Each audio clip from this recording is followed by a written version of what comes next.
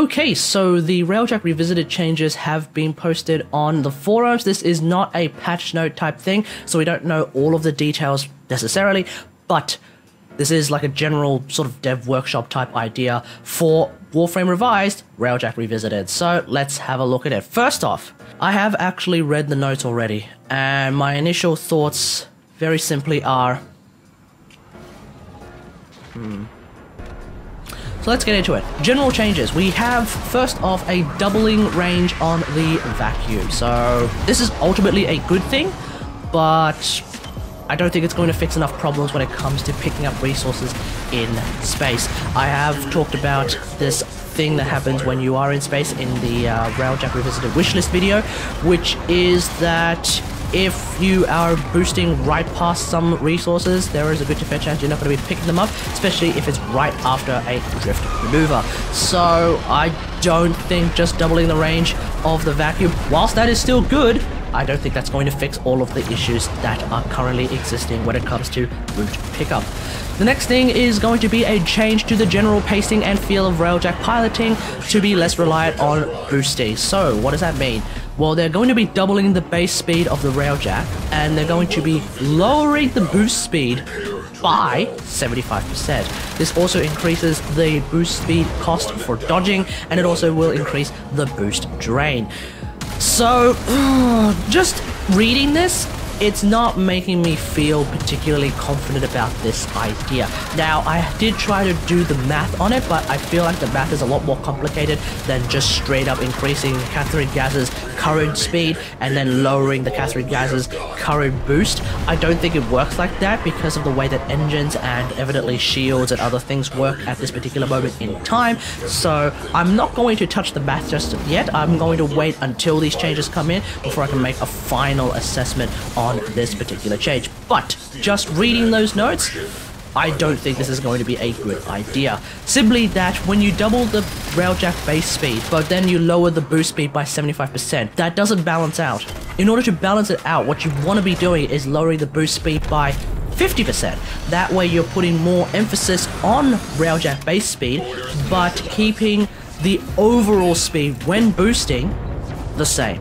If you lower the boost speed by 75%, you're actually nerfing the speed overall. You're putting more emphasis on the Railjack base speed, which is fine, but you're still lowering the speed overall. So we're just going to see how this ends up being, because I might be wrong, because there is some funky math that comes when you get into engines and all of that stuff, because they don't actually add based on boost speed and all that stuff. Like, it's weird. It's weird. Bottom line is, I'm not entirely sure how this is going to work, but it kind of sounds like it's going to be a bit of a problem. The next thing is that they're actually making scale a factor when it comes to damage reduction and bonuses. So what that means is that arc wings and weapons will do more damage to ships, but taking less damage from them. Essentially, they're just making it a little bit easier, I guess. The next thing is that there's going to be some inconsistencies with sensitivities on emplacement positions fixed. Not entirely sure what that means. Next thing is that they're going to be doubling the Revelite crafting yield from 50 to 100, which I guess is fine. I'm not entirely sure if this is really a problem that people are coming across, but it's definitely not something that I'm coming across as a problem. So, hands in the air, don't really know. The last thing when it comes to general changes is that they're going to be tripling the values of titanium and asterite resource drops. This is probably a good thing overall. There are some things that do require a significant amount of titanium and asterite, but when you also take into account that you can scrap items that you don't need anymore for a giant amount of titanium and asterite to begin with, I don't know, is the tripling of the values really necessary? You tell me. Okay, let's talk about the ship combat changes. So what they're doing is that they're going to change all health, shield, and armor to use the new Tenno versions introduced in WarFrame Revised. I'm not entirely sure what effect this is going to have, but this is probably overall a good thing. What this also means is that what I think they're trying to do is they want to normalize the kind of health, shield, and armor types that both the Tenno and the Railjacks use, so that it becomes a lot easier to introduce weaknesses that don't confuse everyone. I guess that's the idea that they're going for. If that's the case, okay, sure, we'll just have to see what the overall effect is, but I'm not particularly here or there when it comes to this particular change. They're also going to be halving the armor and health of all Grineer fighters. Now, I'm not entirely sure if this is really necessary. I feel like Grineer fighters are already easy enough to kill as is. They're not the tankiest of tank things in the world. It really makes me wonder who came up with this particular idea. Was it someone who, for example, threw a bunch of Cryophan bullets at an Outrider, not realizing that there is a weak spot? I don't know, but this doesn't sound like a particularly necessary nerf to Grineer fighters. There's also going to be a randomized amount of fighters required to be killed during the extermination portion of every single skirmish mission, so that it's not always the same. This is, I think, a good idea. Essentially, we have this in regular extermination missions, and I actually like that there are random amounts of enemies that need to be killed during random extermination missions, so this is probably going to be a good thing overall. They're also going to be decreasing the amount of time between landing the killing shot to the enemy explosion on fighters. They've put some random values in there, but ultimately what this means is that when you shoot down an enemy fighter, they sometimes go into a bit of a spiral first before they blow up. It looks like they're going to be decreasing the amount of time that spiral is going to be happening. This also means that we will have a quicker pace, I guess, but we also have quicker time to spawn drops, so that's probably going to be a good thing overall. They're also going to be decreasing the Railjack shield recharge delay from 5 seconds to 3 seconds. This is probably a good thing. Does this actually put itself in line with the WarFrame recharge delay? I'm not 100% sure about that off the top of my head, but overall this is probably a good thing. So I have no issue with that. Now we're going to be seeing some Railjack weapon heat build-up changes. So with the APOC, the non-Z-key types will have their build-up reduced from 20 to 12, and the Z-key types will be halved from 40 to 20. So take that as you will. I don't use the APOC all that much, so APOC users out there, let me know what you think about all of this. For the Carcinox, the non-Z-key types will have their heat build-up reduced from 10 to 8, so this is just a tiny buff, whereas the Z-key will be reduced from the 20 to 12. So that's actually a pretty big buff to the Z-key types. It might actually make me want to use the Z-key type a little bit more just to see if it's still actually all that good, because a 12 build-up is pretty much just slightly worse than the current Levan/Vida Carcinox, so there might be a reason to use the Z-key one for a change. That could be really, really interesting. If you couple that with the fact that the Z-key Carcinox typically has more status chance than even my Levan Carcinox, I think this is going to be a sizable buff to the Z-key Carcinox as a whole. I might end up using this as my main weapon, we'll just have to see. For the Cryophan, the Z-key Cryophan is just going to have a small build-up buff, so take that as you will. And for the Photor, the non-Z-key types are going to have their heat build-up reduced by a tiny bit, and the Z-key types are going to be reduced by the same amount as the Carcinox. So same logic that I'm applying to the Carcinox buffs, I'm going to be applying to the Photor buffs as well. The Z-key Photor might end up being pretty damn strong. Okay, let's talk about the on-foot combat changes. So they've reduced the health of all on-foot Grineer Railjack enemies by half. This, I think, is actually warranted. Specifically, when you get ram-sledded, the enemies that come out of those ram sleds typically are quite tanky. They do end up requiring at least like 2 to 3 arrows, so I think reducing the health of them is probably a good idea.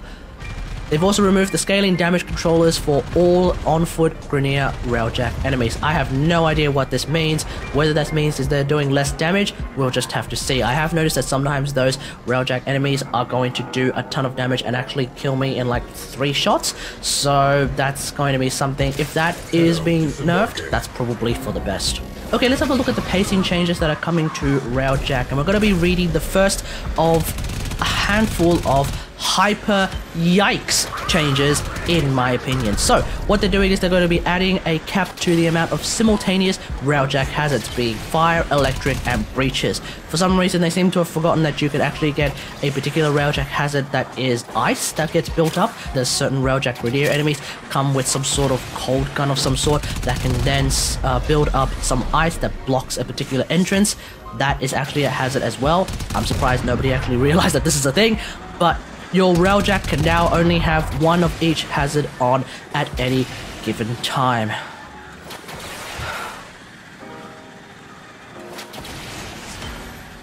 Oh no. I don't know who asked for this, but whoever asked for this, shame on you. There is a tactical avionic called Fire Suppression. It allows you to extinguish at the present moment 8 fires. If you are only allowed to have up to 1 hazard at any given point in time, that means there is only ever going to be 2 fires. 1 fire, fire, 1 electric fire. Which means that if you are using the fire suppression, it's going to be a lot more useless than it already is. I don't think this change is a good change at all. I think this is actually going to be a change that will result in the detriment overall of Railjack. This is going to massively reduce the challenge of Railjack. This is going to make things far too easy, and for me, it's actually going to make it more boring than it actually needs to be. I 100% disagree with this change. There's also going to be a drastic decrease in the frequency of Railjack hazard types. That actually might be okay, depends on how drastically they're talking about, but I don't think that's going to be a bit of a problem. Basically, if you're getting screwed over by Railjack hazards, bring fire suppression. Just use it. It's really, really powerful. For some reason, the meta seems to be Battle Forge. I find that to be hilarious because I don't use my Forge all that much outside of building flux energy, so Battle Forge is more or less useless to me. But if people are getting screwed over by hazard types, seriously, bring fire suppression. They're also going to make each Railjack hazard type more harmful to the ship. So what that means is basically each breach, or rather the 1 breach, is going to remove a lot more of your current maximum health. Fire hazard is going to drain more of your Railjack's health, and the electric hazard is going to remove more of your maximum shield. So I guess that is a bit of a balance, but I think you should just not do this along with the cap. I don't like the cap at all. They're also going to increase the amount of Revelite required to remove hazard events, but increase the XP gain. This is basically all to balance out the fact that we're only going to be having up to a maximum of 3 hazards active at any given point in time. Again, don't think this needs to be happening. They're also going to increase the amount of fighters in all alert stages. I'm not entirely sure what that means, but this is probably a good thing. That just means that more fighters are coming at you? Question mark? I don't know. They're also going to make sure that enemies spawn a lot closer to the Railjack as opposed to 1,000 kilometers away. That's actually a good thing, so good for them. And they're also going to make it so that destroying the engines of a cruise ship will also disable its weapons. I think this is completely and utterly pointless because your cruise ship can still be destroyed by the forward artillery cannon relatively easily. If you strip some of its armor with the Carcinox or the APOC or the Photor or hell, even the Pulsar, you can then just destroy the cruise ship. So I don't really see what the point of destroying a cruise ship's engines with your guns is supposed to achieve, when I'm just going to straight up destroy the cruise ship anyway with my space laser cannon. The very thing that the space laser cannon has been designed to do. Alright, let's have a look at the Arcwing changes, and there's apparently a long-standing issue with the usability of Arcwing Melee that has now been fixed. I don't know anything about it, so if you happen to use Arcwing Melee a lot, you tell me what this is all about. But personally, I don't care. There's also going to be this thing with Arcwing Melee range mods, which now affects aim assist, lock-on range. Again, I don't use Arcwing Melee all that much, so for those who use Arcwing Melee a whole lot, you tell me if this is a huge deal. It probably is, actually. They're also going to be normalizing the Arcwing gun stats. Space Combat will now use the ground heavy weapons stats. So what that I think means is that it's going to be less confusing when you're looking at the stats of your heavy weapon or your Arcwing gun. But does that mean that the 95% damage reduction that has been applied to Arcwing is getting removed? I don't know. Arcwing gun stats being normalized kind of sounds like it is. But is it? I'm not 100% sure. So hopefully it is. And if that's the case, great, awesome. If not, this is a serious oversight, and I really think, again, the 95% damage reduction that is currently applied to Arcwing should just be removed. There's also going to be a lead indicator that is going to be added to relevant Arcwing guns. What I think this means is that the relevant Arcwing guns are going to get the level 1 gunnery intrinsic, which is that you get that lead indicator, that little crosshair that you can fire at instead of the actual target itself, and because your weapon is a projectile, it will then actually hit the fighter as it is flying into those bullets. So it's going to make it a little bit easier for you to actually aim, and this is ultimately a really, really good thing. Okay, we're going to be looking at a systematic change, which is the Kuvalich Valence Transfer System will be added to armaments and components. Players can now transfer progress and stats to the better parts, boosting them. So this is a really, really good idea. I actually really like the Valence Transfer System that is currently in place when it comes to Kuvalich weapons, so this is ultimately a really good thing. It also means that if you're hunting those Vidal Reactor Mark 3s and you keep getting plus 92 and plus 95s, you could eventually put them together to make a plus 100, so that's ultimately a good thing. So the idea is that you will require Direct to perform this particular operation, which means that Direct finally has another use, so that's really, really good. We're also going to be combining matching tiers to give a 10% boost in stats, so a Mark 3 of one thing plus a Mark 3 of another thing of the same kind, I guess, will give a 10% boost in stats. If you combine a lower tier, i.e. one tier lower, so for example if you combine a Mark 3 with a Mark 2, you're only going to get a 5% boost in stats, which means that the lower tier stuff is still going to have at least some use. But if you combine two tiers removed things, i.e. a Mark 3 and a Mark 1, you're only going to get a 2% boost. So I feel like if you want, actually farming Saturn for those parts is probably going to be a little bit more efficient than farming the Veil or farming Earth. Definitely better than farming Earth, but at the same time, combining matching tiers, giving 10% boost in stats, that's ultimately a good thing. So we'll just have to see how this works out, but I think this is going to be a really, really good idea. There's also going to be an intrinsic gain change, so they're going to be doubling the affinity to intrinsic point conversion. Essentially, you're going to get intrinsic twice as fast. TBH, I'm not entirely sure if this is necessary. I feel like intrinsic gain is already at a good point. The idea that there are already people who I think legitimately have 10, 10, 10, 10 intrinsics, I think that's perfectly fine. I'm already at 10, 8, 8, 10 intrinsics. Real talk, I think the better option would be to introduce super high level content for Railjack. Because how did I get a lot of my intrinsics over the recent weeks? Scar Spear. That's right. Scarlet Spear actually gave me a ton of intrinsics because I actually spent the time killing fighters who were level 100 and something. That meant that in those 2 weeks I went from all 8s to 9, 8, 8, 8, and then 10, 8, 8, 8. And now I'm 10, 8, 8, 10. I don't think an intrinsic boost of 2 times faster is necessary. I think the better idea is just to straight up introduce higher level content. Just do that. They're also going to increase the earned affinity when it comes to killing elite fighters, and for some reason they've singled out Outriders as its own thing, so I think that means that they're going to increase the earned affinity on killing Outriders and elite Outriders as well. This is ultimately a good thing, but I don't like it coupled with a straight 2 times intrinsics boost. Again, just increase those levels. Okay, when it comes to the avionic changes, we're going to be reading a lot of hyper yikes, super cringe changes that I don't like at all. So here we go.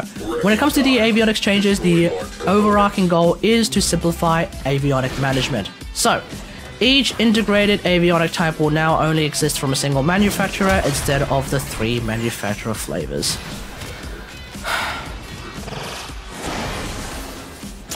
Oh dear. Oh dear, oh dear, oh dear. The retired integrated avionics will be removed from players via a script. The remaining integrated avionic for each type will take on the values of the previously highly valued avionic of its type. What the bloody hell does that mean? All direct used to upgrade integrated avionics will be refunded. This applies to both retired and remaining avionics. All remaining avionics will have their upgrades drained. I cannot disagree with this change more. This sounds like absolute baby easy mode when it comes to avionics management. Because here's the thing, the way that avionics work right now means that you actually have to think just a little bit harder when it comes to building your Railjack. Do you want to use the big dick Levan Ironbird, or do you want to save a little bit of your avionics capacity and use a weaker version of Ironbird? I could just use Levan Ironbird and get more speed, or I could actually save a bit of my avionics capacity and use the Z-Key Ironbird instead for a little bit of a nerf to my overall boost speed, but not to the detriment of not having enough avionics capacity. Do I want to use Lavan Warhead, or do I want to spend a little bit more and use Vidar Warhead? I don't know. These are the things that I have to think about. Do I want to use the 13 drain Z-Key forward artillery? Do I really want to go there? Or do I want to save 3 drain and use the Vidar forward artillery, which is obviously a massive nerf to my forward artillery? Or do I want to save even more drain because I want to fit in other heavy avionics and use something like the Lavan forward artillery, which is ultimately not a big nerf from the Vidar forward artillery? There are things that you can think about that make this interesting, in my opinion. But the idea that they're all just going to be a singular thing like a mod, I mean, sure, the modding system is good, but I actually like the idea of actually thinking between several versions of the same mod. So I think that simplifying the avionic management system is a good idea at all. This also means that people who don't have something like Z-Key Bulkhead are probably going to get screwed over based on what is written in this particular set of changes. Retired integrated avionics will be removed from players via a script. So, let's say you don't have the Z-Key Bulkhead. I happen to have Z-Key Bulkhead. Does that mean that those who don't have Z-Key Bulkhead will not have a bulkhead at all? I don't know. You tell me. This is actually going to affect me as well because I happen to not have Z-Key Hyperstrike, nor do I have Vidar Hyperstrike. I only have Lavan Hyperstrike, which means when this change comes out, does that mean I'm not going to have Hyperstrike at all? I don't know. I don't know. But this doesn't sound like a good idea at all. Okay, let's move on to the battle avionic changes and just initial thoughts. I don't really know what they're thinking when it comes to this. Okay, here we go. Munitions Vortex. So the idea with the Munitions Vortex is that it's going to be attached to the front of your ship. So I guess that makes it a defensive battle avionic for a change. But the idea is you're going to be dragging it around like you're dragging like a satellite. The increased Vortex radius has been increased from 30 to 60. And there's a quote-unquote increased radius from 150 to 200. What the bloody hell does that mean? I don't know. But two things. Number one, I don't think Munitions Vortex needed a change. I think it was perfectly fine the way it is. Secondly though, if it's going to be attached to the front of your ship, like I said, at least it fulfills the requirement to be a defensive avionics. So yeah, okay, cool, fine, whatever. I'm not entirely sure if I'm going to like this change or not. We'll just have to see how we use it. The next change is to countermeasures. So apparently countermeasures is going to have an initial cost of 5, and it's going to double the cost if used within 4 seconds, up to a cap of 40 energy. So this is overall a buff to the energy efficiency of countermeasures. I think this is going to be really, really good. But at the same time, I feel like countermeasures didn't really need a change above other things, so we'll just have to see how this goes. The next thing is Blackout Pulse. So apparently there's going to be a range stat display on all marked targets while the projectile is in flight. What does that mean? I guess we'll just have to see. They're going to increase the radius from 100 to 200. They're also going to increase the damage from 200 to 500. Again, this is a defensive avionic.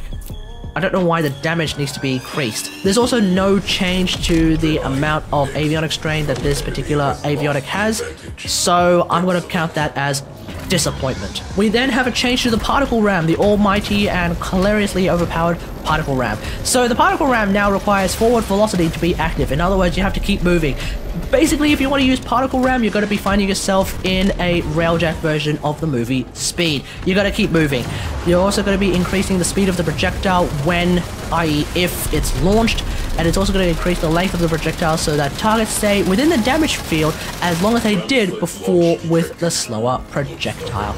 So, to me, I don't really care about the speed of the projectile or the increased length of the projectile. What I'm curious about is this idea that you have to remain in forward velocity in order to keep this thing active.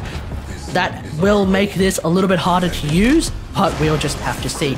Good thing I didn't do a particle ram video yet. I'm going to wait until these changes come out before I do a particle ram video. Next, we're going to be looking at Shatter Burst. So there's going to be, again, a display range stat on all marked targets while projectile is in flight. So I'm not entirely sure what this means. Again, we'll just have to see how this turns out. The range of this particular ability has also been increased from 120 to 200. The damage has been increased from 500 to a whopping 1000, so that's actually going to be pretty damn strong. The radius has been increased from 60 to 80. The fall off, because apparently the speed of fall off has been decreased from 100 to 50%. So these seem to be some pretty meaty buffs to Shadow Burst, and I think this is going to be ultimately really good. We're just going to have to see the difference in effectiveness that Shadow Burst has now compared to what it's going to be like when these changes come out. There's also a change to Void Holes. So Void Hole's duration has been decreased from a whopping 25 seconds, as it used to be, to 12 seconds. TBH, I'm not entirely sure if Void Hole needed that kind of a nerf, and I feel like 12 seconds is too short, but we'll just have to see. They're also increasing the attraction strength of Void Hole, which basically means that enemies from further away are going to get attracted to the Void Hole a lot faster. So that's probably good.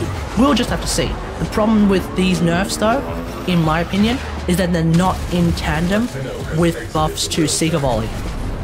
The only buffs to other Super Avionics is to Fiery Phoenix, and it's just a decrease in energy drain from 5 to 2.5 per second. I don't think this is enough to buff Fiery Phoenix. I think there needs to be more. And like I said in both the Fiery Phoenix video, the Battle Avionics video, and the Railjack wishlist video, remove the damage, increase the speed, increase the damage reduction. None of that is happening. Just a decrease in energy drain. So I think it's a bit of a lazy way to buff Fiery Phoenix, and I don't think it's going to be enough. Okay, there's also going to be some Arcwing melee stat buffs. I don't really care about the Arcwing melee, so just read through those in your own time. But it looks like they're all going to be buffs, I think, generally speaking, and there's also going to be a couple of mastery rank changes as well. So overall, like I said, my initial thoughts were, I don't really know about this. Like, I'm not feeling it. In particular, the Avionics changes, I think these are going to be a very bad change. Like, tremendously bad change to Avionics. And the pacing changes, I really don't like the idea of having a cap on simultaneous Railjack hazards, specifically because it just makes it way too easy. Again, there is a thing called fire suppression. It is a tactical avionic. If you are getting screwed over by fires and hazards, use that. It is a one-click solution to a very simple problem. And for those of us who actually have level 10 engineering, I don't think fires are really that big of a deal to begin with. So, I feel like it's just gonna get really easy moving forward. So, we'll just have to see. Anyway, let me know what you think about all of this in the comments below. Do you agree or disagree with any of my assessments on these first impression changes to Railjack coming soon? Let me know in the comments. What do you think about these changes as well? Just overall, let me know in the comments. Otherwise, hope you guys enjoyed this. If you liked this video, hit that like button, subscribe for more WarFrame content, and until next time, I'll see you guys later. Thanks for watching. Bye!